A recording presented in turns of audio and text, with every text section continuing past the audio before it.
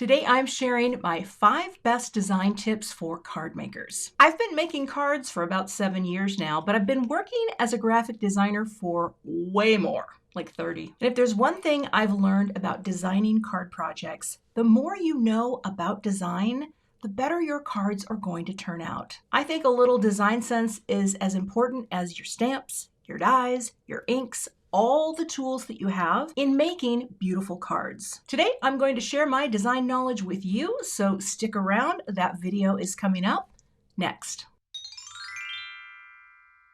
Tip number 1, set limits. Now, this tip might not sound very helpful right out of the gate, and it might not sound very fun. But I'm here to tell you, just because we have all the things doesn't mean we need to use them all at once. If you're anything like me, you amass a lot of the crafty things. Crafters are also collectors. We love to have all the things, and it's really tempting when you're sitting down to make a card to pull out so many things to go into that one card project. But what I like to do when I'm setting out to design is set limits for my products. One stamp set, maybe one technique I'm going to try, and maybe just a few colors for that particular card project. Sometimes when we set limits, it gives us more room to be creative without having to worry about incorporating everything we pulled out to work with. I set limits for every card project that I sit down to make. If you've ever watched my videos at the end when I'm putting on sequins or thinking about whether or not they go, that's the time when I say, you know what, I pulled too many things, this card doesn't need it, it's done. Working with limits gives you parameters in which to create, and I think it will make the process more easy. Now, I know in Mean Girls, Lindsay Lohan did say the limit does not exist. I get that. But in card making design, sometimes having limits are going to yield beautiful results. Tip number 2, embrace open space. Open space in design is simply an area with nothing in it. It's also called white space, but white space can be any color under the sun as long as it's open, free, and unfettered. Sometimes card makers have the urge to fill up every single space on a card, but you really don't have to. Allowing your design some room to breathe can really bring the design to life. For some card designs, it's really easy to demonstrate open space because all of this white space or open space around the center design is unfettered, uncluttered, and free to go. And what do I mean by free to go? It goes off the edge of the page. There's nothing binding it in. I often think about my card size and space that I'm working with as a page. That helps my designer mind think a little differently and come up with a look that is cohesive, but also has some room to breathe. Now, sometimes white space is obvious, where you can really see how open this is and how it breathes, and it's very minimal. But here's the thing, your card does not have to be simple to incorporate open space. I recently created this fun shaker card, and even though this has a panel behind it with hearts, this technically serves as a type of open space. You can use patterns and pattern papers in your designs, and as long as you don't fill them up with a lot of things, they still allow a little bit of space into your card. Also, every time I pop a panel onto a note card, and it's a little bit smaller than the note card, these margins also include a little bit of open space into your design. Here on this 5x7 card, even though we have little sequins and all these trees, this pink panel serves as an open space holding the design together, as well as incorporating this margin into the design, which again serves as open space. Margins are fantastic for inviting a little bit of open space into your card. Why include open space? It really does allow a design a chance to breathe. We are bombarded with visual images all the time, and when you design something that has open space, it feels a little different.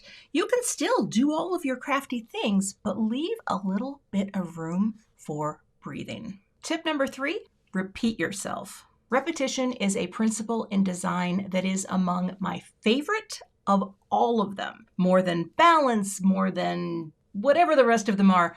The reason why is repetition gives you a chance to take all the things that you create and do them more than one time. Repetition is a principle in design, and it is one of the best ways that card makers can create visually appealing designs just by repeating all the things. Different from setting limits, repeating all the things is so simple. Let me show you a few examples of what I mean. Repetition is literally the spice of design because anytime you have something, you can repeat it.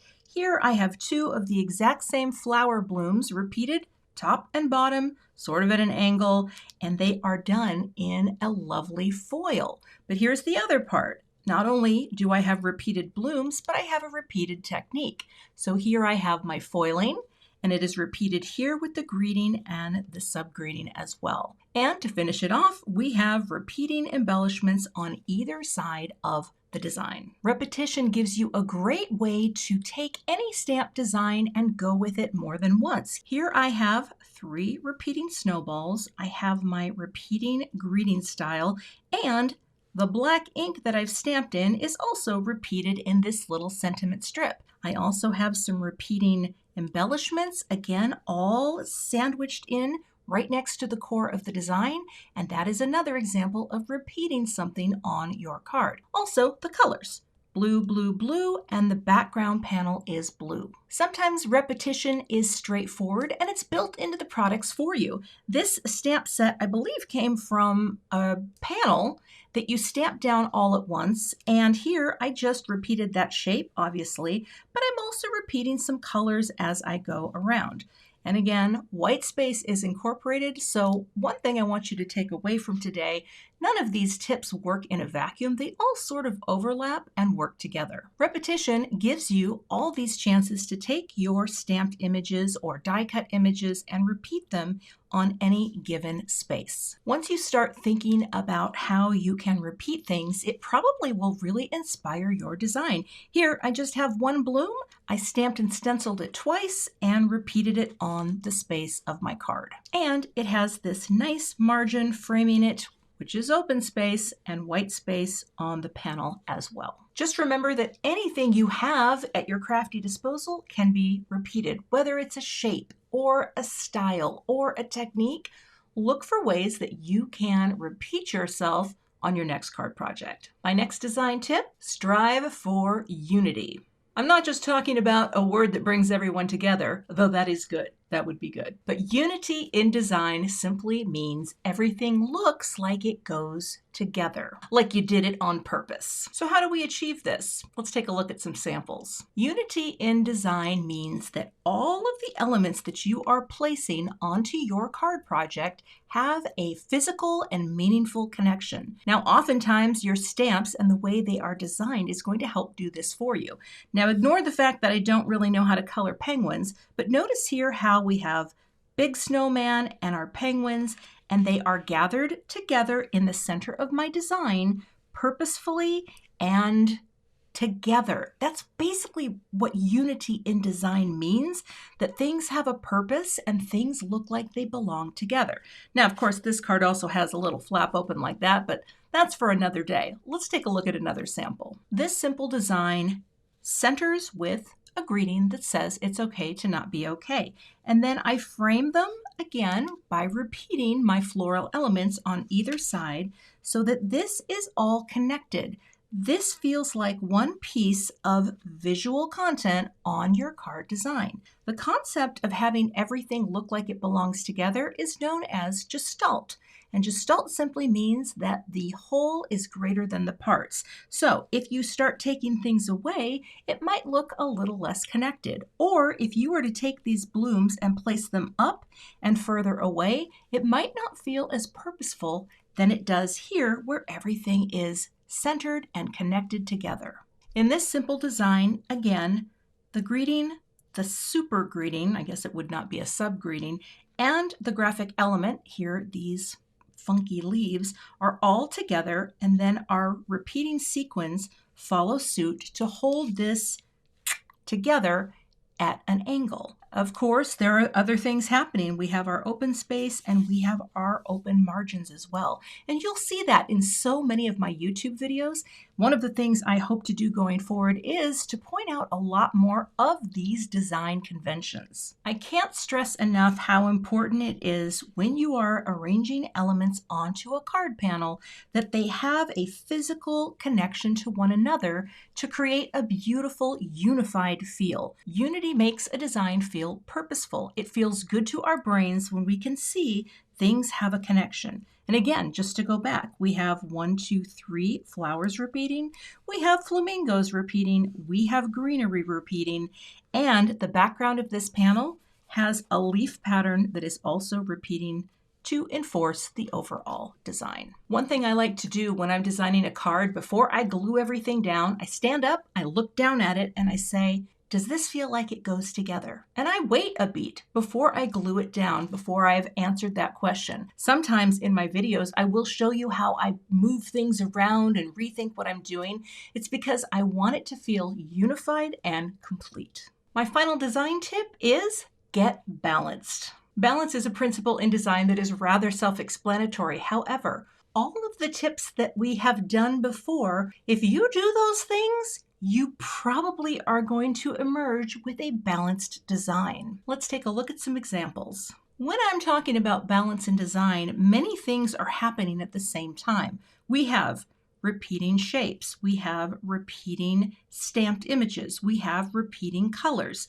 All of these things are tying this design together in a very unified way. Also, if you were to divide this down the center, what you have on the left is not the same as what you have on the right, so this would be considered an asymmetrical balance style. That just means that things on one side are slightly different than things on the other side, but they are providing balance for one another. Sometimes when a design is really simple like this one, it's easy to take the balance for granted. But really, this is a pretty symmetrical design. In theory, everything is lining up right in the center of the card, including, yeah, that is an action wobbler. But here we have, again, things repeating, colors repeating, all of these things providing balance for one another, and everything is open on the outside edge. Unity and balance are often inextricably linked in card design, and hopefully, like I said, when you achieve one, you will automatically achieve the other. In this fun design, we have a really fun background stamped pattern, and that is providing a really solid base to pop our showstopper, which is a little record and the word record. So this feels very symmetrical and centered and balanced, even though the record, well, I guess it is about perfectly centered in the middle too, but this has a very solid feel of balance to it because there is nothing here that feels out of place. Sometimes you'll have a design where something is shifted off to one side. This design still has balance, even though this is not smack dab in the center. One thing to look at when you are shifting things is what are the spaces on either side.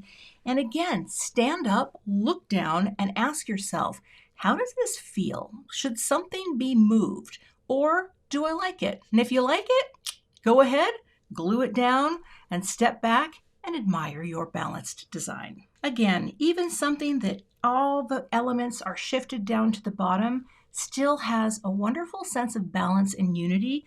These things all seem to connect together. We have our little sequins, we have gold repeating, open space, and in the end, a simple, balanced design. And there you have it, my best 5 design tips for card makers. I hope this video gives you just a little bit more of the language to use when you are thinking about the design of your card. You can find many card videos on my channel that show a lot of these principles in action.